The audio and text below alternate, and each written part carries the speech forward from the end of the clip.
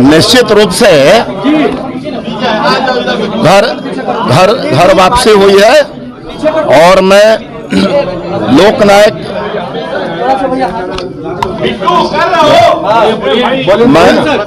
मैं 11 अक्टूबर को लोकनायक जयप्रकाश नारायण जी की जयंती के अवसर पर भारतीय जनता पार्टी में शामिल हो जाऊंगा और निश्चित रूप से मेरे लिए एक बड़ा सुखद क्षण है। अपने घर में वापस लौट रहा हूं और जो अभी पूरे बिहार में संस्कार चल रहा है, एक सही व्यक्ति राहु केतु के चक्कर में पड़ गए हैं। आप देखे होंगे 2 एल के बीच में एक एन फंस गए। राजद नेता ललन सिंह और राजद प्रमुख लालू यादव, ये दोनों के बीच राजद 2 एल के बीच एन फंस गए। राजद नेता ललन सिंह और राजद नेता लालू प्रसाद यादव के बीच में नीतीश कुमार जी फंस गए हैं और मुझे लगता है कि वह उनके लिए यह बड़ी दिक्कत की भी बात हो रही है। उनको भी सफोकेशन हो रहा है।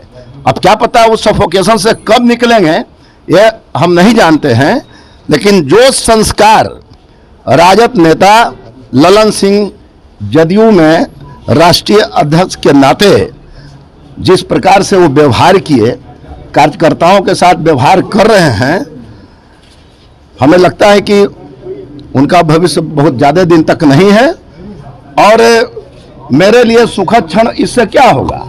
अब देखिए बगल में मित्र हमारे अनिल शर्मा जी माननीय विधान पार्षद हैं। हम लोग बचपन से यहाँ पर थे, अपनी पूरी जवानी तो हम लोग यहीं बिताए हैं, इसलिए मेरे लिए तो बड़ा ही सुखद क्षण है। और जो नेतृत्व है हमारे प्रदेश अध्यक्ष सम्राट चौधरी जी का, उस नेतृत्व के तहत भारतीय जनता पार्टी निश्चित रूप से लोकसभा चुनाव हो आगे विधानसभा चुनाव हो, ये दोनों चुनाव में सरसेट प्रदर्शन होगा। पूरी की पूरी लोकसभा की सीट जीतेंगे और 2025 में बिहार में एनडीए की सरकार बनेगी। ऐसा हमारा प्रण है, दृढ़ विश्वास है और कमिटमेंट है। जेडीयू का खात्मा हो रहा है क्या? अरे भाई, अब जेडीयू के विषय में हम क्या जाने। जेडीयू में जब हम है नहीं तो फिर जेडीयू के विषय में क्या बोलना है। और कितने लोग बाहर होंगे, कितने लोग को आप लेकर के आ रहे हैं? आपने कहा है कि ललन सिंह राजद के नेता है, इसका क्या?